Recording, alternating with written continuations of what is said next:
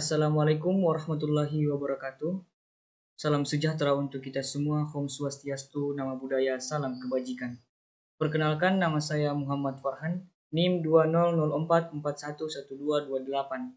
Saya dari Prodi Informatika, Fakultas Teknik Komputer, Universitas Cokro Aminoto, Palopo.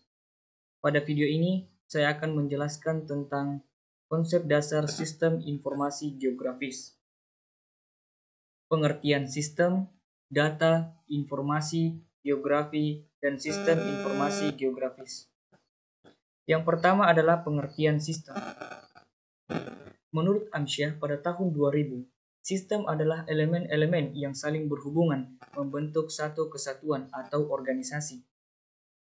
Menurut Jogianto pada tahun 2005, suatu sistem adalah suatu jaringan kerja dari prosedur-prosedur yang saling berhubungan berkumpul bersama-sama untuk melakukan suatu kegiatan atau untuk menyelesaikan suatu sasaran tertentu. Menurut Mulyadi pada tahun 2008, sistem adalah suatu jaringan prosedur yang dibuat menurut pola yang terpadu untuk melaksanakan kegiatan pokok perusahaan. Menurut MC Leod dan Scale pada tahun 2001, sistem adalah sekelompok elemen yang terintegrasi dengan maksud yang sama untuk mencapai suatu tujuan. Berdasarkan pendapat O'Brien pada tahun 2003, sistem dapat diterjemahkan secara sederhana sebagai kumpulan dari elemen-elemen yang saling berhubungan membentuk satu kesatuan untuk mencapai suatu tujuan tertentu dengan menerima masukan dan menghasilkan keluaran melalui proses transformasi yang terorganisasi. Kesimpulannya, sistem merupakan kumpulan elemen atau komponen yang saling berkaitan membentuk satu kesatuan dalam suatu jaringan prosedur dengan suatu tujuan yang telah ditetapkan. Yang kedua adalah pengertian dari data. Menurut O'Brien pada tahun 2005, data merupakan fakta atau observasi mentah yang biasanya mengenai fenomena atau transaksi bisnis.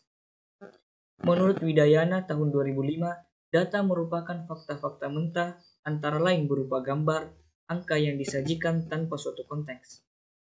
Al-Bahra bin Lajamuddin pada tahun 2005 berpendapat bahwa data dapat didefinisikan sebagai deskripsi dari suatu dan kejadian yang kita hadapi. Data menurut Jogianto adalah bentuk yang masih mentah yang belum dapat bercerita banyak sehingga perlu diolah lebih lanjut. Menurut Raymond Meleot, data terdiri dari fakta-fakta dan angka-angka yang secara relatif tidak berarti bagi pemakainya. Kesimpulannya, data merupakan suatu kumpulan fakta, fenomena kejadian yang didokumentasikan, bisa berupa gambar, teks, dan angka. Yang ketiga adalah pengertian informasi. Menurut O'Brien pada tahun 2005, informasi adalah data yang telah dikonversikan menjadi bentuk yang memiliki arti dan berguna untuk pengguna akhir tertentu. Menurut MC Leod pada tahun 2001, informasi adalah data yang telah diproses atau data yang telah memiliki arti. Menurut Jogianto, informasi adalah data yang diolah menjadi bentuk yang lebih berguna dan bermanfaat bagi yang menerima. Menurut Loudon pada tahun 2003, informasi adalah data yang dibentuk menjadi suatu yang berarti dan berguna bagi manusia. Menurut Turban pada tahun 2003, informasi adalah sekumpulan data yang diorganisasikan ke dalam bentuk yang berguna. Kesimpulannya, informasi merupakan suatu kumpulan data yang telah melalui beberapa tahap pengolahan sehingga menjadi sesuatu yang bermakna, yang bermanfaat dan berguna bagi manusia. Yang keempat adalah pengertian geografi. Menurut Bintarto pada tahun 1977, geografi adalah ilmu pengetahuan yang mencitrakan, menerangkan sifat-sifat bumi, menganalisis gejala-gejala alam dan penduduk, serta mempelajari corak yang khas mengenai kehidupan dan berusaha mencari fungsi dari unsur-unsur bumi dalam ruang dan waktu. Di sini dijelaskan bahwa geografi tidak hanya mempelajari alam atau bumi beserta gejala-gejalanya, tetapi geografi juga mempelajari manusia beserta semua kebudayaan yang dihasilkannya. Menurut von Richthofen pada tahun 1905, Geografi adalah studi tentang gejala dan sifat-sifat permukaan bumi, serta penduduknya yang disusun berdasarkan letaknya, dan mencoba menjelaskan hubungan timbal balik antara gejala-gejala dan sifat tersebut. Kemudian menurut Alexander pada tahun 1958, geografi adalah studi tentang pengaruh lingkungan alam pada aktivitas manusia. Dalam pandangan Alexander inilah mulai dibahas tentang hubungan timbal balik antara aktivitas manusia serta pengaruhnya terhadap lingkungan alam. Sebagai contoh, penebangan hutan yang tidak terkendali oleh manusia mengakibatkan terjadinya kerusakan lahan dan penggundulan hutan yang dapat menyebabkan terjadinya bencana banjir dan tanah longsor. Menurut Piates pada tahun 1963, geografi adalah ilmu yang memperhatikan perkembangan rasional dan lokasi dari berbagai sifat yang beraneka ragam di permukaan bumi. Menurut Cartwright pada tahun 1859, geografi adalah suatu telaah mengenai bumi sebagai tempat hidup manusia. Dalam kajiannya, studi geografi mencakup semua fenomena yang terdapat di permukaan bumi, baik alam organik maupun alam anorganik yang terkait dengan kehidupan manusia, termasuk aktivitas manusia juga turut dibahas. Contohnya, sungai adalah bagian dari alam anorganik yang mempunyai kaitan langsung dengan kehidupan manusia. Kesimpulannya, geografi merupakan suatu bidang studi atau ilmu yang mempelajari, menelaah, memperhatikan dan menganalisis keadaan fisik bumi serta makhluk hidup yang ada di dalamnya dengan memperhatikan gejala-gejala atau fenomena dan sifat bumi itu sendiri. Pengertian sistem informasi geografis. Menurut Turban pada tahun 2005, sistem informasi geografis adalah sistem yang berbasiskan komputer yang digunakan untuk mengambil, mengumpulkan, memeriksa, menggabungkan, memanipulasi, dan menampilkan data menggunakan peta yang telah terdigitasi. Hayward pada tahun 2002 berpendapat bahwa sistem informasi geografis adalah sistem komputer yang dapat menyimpan dan menggunakan data untuk menggambarkan tempat-tempat di atas permukaan bumi. Menurut Aronoff, sistem informasi geografis adalah sistem informasi yang didasarkan pada kerja komputer yang memasukkan, mengelola, memanipulasi, dan menganalisa data serta memberi uraian. Menurut Murray, tahun 1999, sistem informasi geografis sebagai sistem informasi yang digunakan untuk memasukkan, menyimpan, memanggil kembali, mengolah, menganalisis, dan menghasilkan data bereferensi geografis atau data geospasial untuk mendukung pengambilan keputusan dalam perencanaan dan pengelolaan penggunaan lahan, sumber daya alam, lingkungan, transportasi, fasilitas kota, dan pelayanan umum lainnya. Menurut Linden pada tahun 1987, sistem informasi geografis adalah sistem untuk pengelolaan, penyimpanan, pemrosesan atau manipulasi, analisis, dan penayangan data secara spasial terkait dengan muka bumi. Kesimpulannya, sistem informasi geografis merupakan suatu sistem berbasis komputer yang dirancang sedemikian rupa dari penggabungan beberapa data yang kemudian data tersebut diolah, dimanipulasi, diproses, dianalisis, dan ditampilkan terkait dengan geografis atau muka bumi yang berorientasi pada peta. Lalu, mengapa sistem informasi geografis itu penting? Yang pertama, teknologi sistem informasi geografis untuk analisa geografis, seperti halnya mikroskop, teleskop, dan komputer yang digunakan oleh para ahli. Kemudian yang kedua, sistem informasi geografis mengintegrasikan informasi spasial dan bentuk lain dalam satu sistem. Yang ketiga, sistem informasi geografis dapat memanipulasi dan menampilkan pengetahuan geografis dalam bentuk baru dan menarik. Yang keempat, sistem informasi geografis dapat mengakses data administrasi, contohnya kepemilikan rumah, pajak, tes kabel, dan pipa melalui posisi geografis. Kemudian kemudahan dan kecepatan akses data yang bervolume besar. Kemudian kemampuan untuk mencari detail berdasarkan area atau tema, membuat link ke dataset lain, menganalisa karakteristik spasial dari data, dan melakukan update data dengan cepat dan murah. Dan yang terakhir menghasilkan output sesuai kebutuhan, seperti peta, grafik, daftar alamat, ringkasan data statistik, dan sebagainya. Komponen-komponen sistem informasi geografis yang meliputi ada orang atau pengguna atau sumber daya manusia, ada hardware atau perangkat keras, ada data, metode, software atau perangkat lunak. Yang pertama adalah perangkat keras atau hardware. Perangkat keras pendukung sistem informasi geografis meliputi yang pertama peralatan untuk memasukkan data atau input, contohnya keyboard. Yang kedua peralatan untuk pemrosesan data atau proses, contohnya RAM. Yang ketiga peralatan untuk penyajian hasil atau output, contohnya printer. Dan yang keempat peralatan untuk penyimpanan storage atau storage, contohnya HDD. Yang kedua adalah perangkat lunak atau software. Syarat yang harus dimiliki perangkat lunak sistem informasi geografis yaitu harus memiliki DMBS, memiliki fasilitas manipulasi data geografi, fasilitas query, dan lain-lain. Yang ketiga adalah data. Dengan bantuan perangkat lunak, diolah untuk mendapatkan informasi yang bermanfaat, contohnya data spasial dan data non-spasial. Sumber data bisa berasal dari data lapangan, statistik, dan peta. Yang keempat adalah sumber daya manusia atau SDM atau pengguna. Sumber daya manusia adalah yang mengelola sistem informasi geografis. Tanpa sumber daya manusia, sistem informasi geografis tidak bisa digunakan. Pengguna dan pengembang sistem informasi geografis harus bekerja sama untuk mendapatkan teknologi sistem informasi geografis yang handal. Yang kelima yaitu metode. Setiap permasalahan menggunakan metode yang tidak sama untuk memecahkan masalah tersebut. Begitu pula dengan sistem informasi geografis. Pada pemrosesan data, sistem informasi geografis harus menggunakan metode sesuai dengan permasalahan.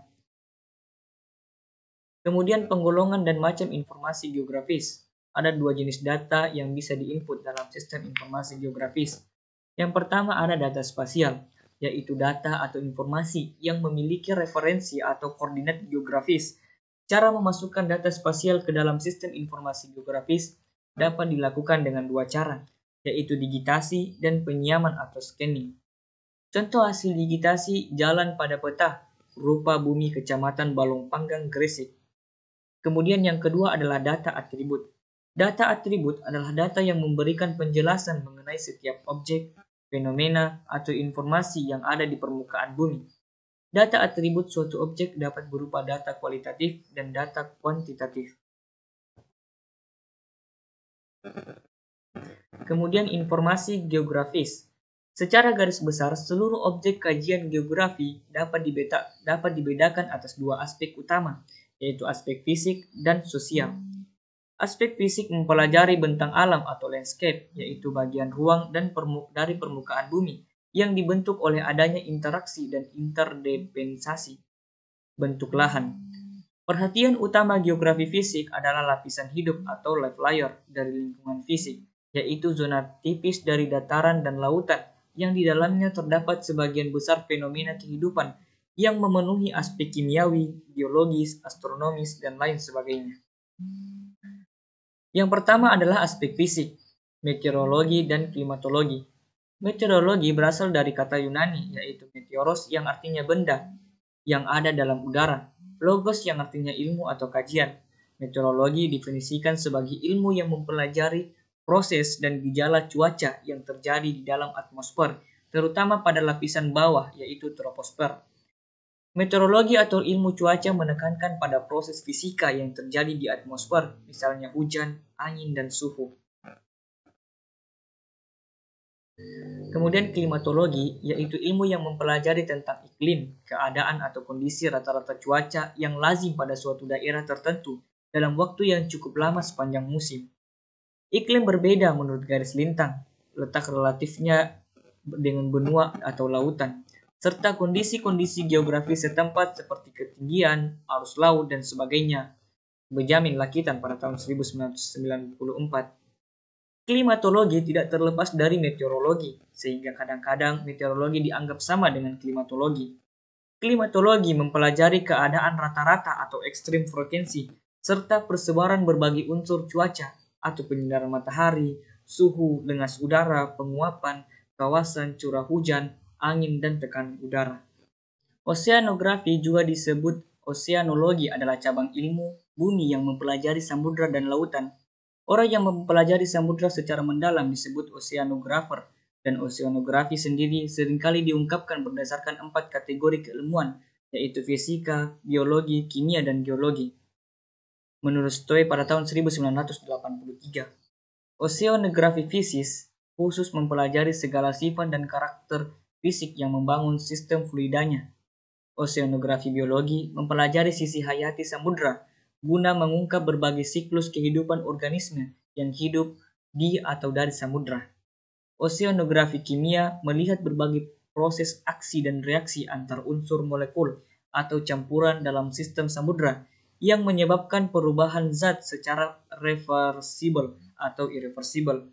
Dan oceanografi geologi memfokuskan pada bangunan dasar samudra yang berkaitan dengan struktur dan evolusi cekungan samudra. Hidrologi dan hidrografi. Hidrologi adalah cabang ilmu geografi yang mempelajari pergerakan, distribusi, dan kualitas air di seluruh bumi, termasuk siklus hidrologi dan sumber daya air.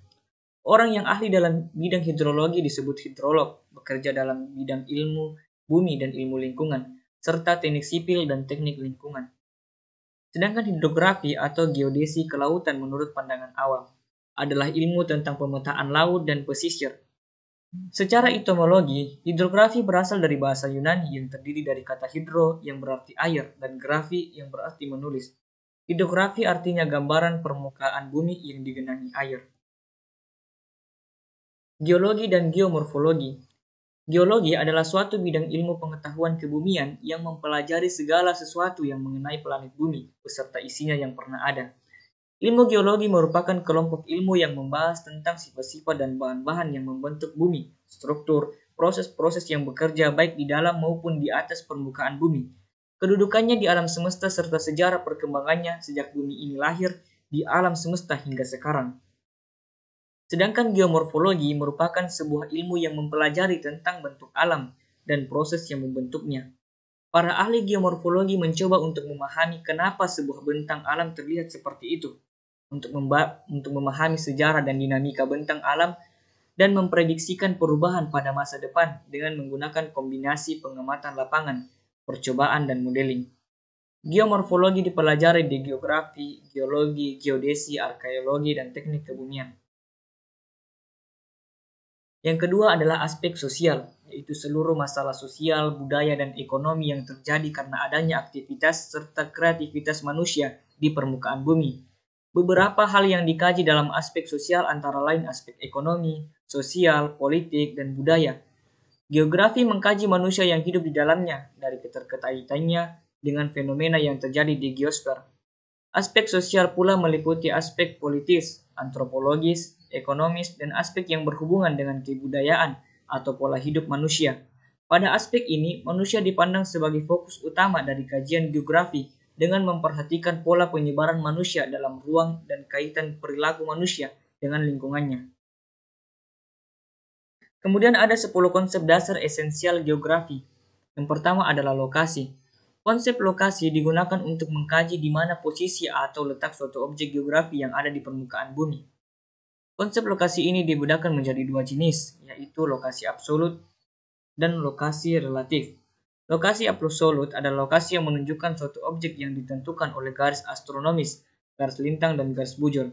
Sedangkan lokasi relatif ditentukan berdasarkan tempat atau lokasi yang berada di sekitar objek tersebut. Yang kedua adalah jarak. Konsep jarak adalah ruang yang menghubungkan antara dua buah objek atau lebih yang diukur berdasarkan satuan waktu atau satuan panjang. Konsep jarak ini dibedakan menjadi dua, yaitu mutlak dan relatif. Mutlak adalah jarak antara dua buah objek atau lebih yang diukur berdasarkan satuan panjang yang telah ditetapkan atau yang telah terstandarisasi. Sedangkan jarak relatif adalah jarak antara dua buah objek yang dihitung berdasarkan satuan waktu, sehingga bisa terjadi perbedaan antara satu individu dengan individu yang lainnya. Kemudian keterjangkauan, ada yaitu interaksi maksimal antara tempat yang dapat dicapai baik dengan sarana transportasi atau dengan berjalan kaki. Contohnya ketika kita dari Indonesia ingin berlibur ke Switzerland, maka menggunakan pesawat terbang untuk mencapai waktu yang lebih cepat. Kemudian morfologi atau relief, yaitu perwujudan dari bentuk permukaan bumi yang diakibatkan oleh pengangkatan dan penurunan wilayah. Konsep morfologi juga bisa diartikan hubungan antara bentuk bumi dengan aktivitas manusia. Kemudian aglomerasi, dikenal dengan pemusatan, merupakan pengelompokan suatu peristiwa dan fenomena dengan berdasarkan aktivitas manusia. Contohnya pengelompokan daerah industri.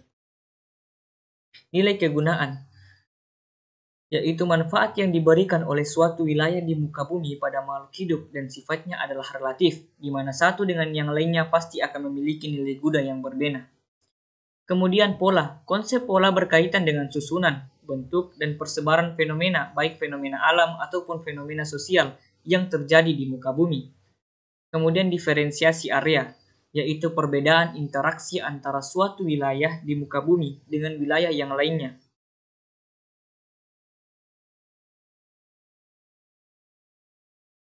Nilai guna. Konsep ini membahas mengenai nilai guna atau manfaat suatu wilayah bagi kehidupan masyarakat atau makhluk hidup yang ada di sekitarnya. Kemudian yang terakhir adalah keterkaitan. Konsep yang terakhir adalah konsep keterkaitan, yaitu konsep suatu wilayah yang dipengaruhi atau dikaitkan dengan wilayah yang lain. Contohnya, Jakarta digenang banjir akibat hujan deras yang terjadi di daerah Bogor. Secara umum ada 4 prinsip geografi. Yang pertama, prinsip distribusi. Fungsi prinsip persebaran ini digunakan untuk menelaah gejala dan fenomena geografi yang tersebar di permukaan bumi secara tidak sama dan tidak merata.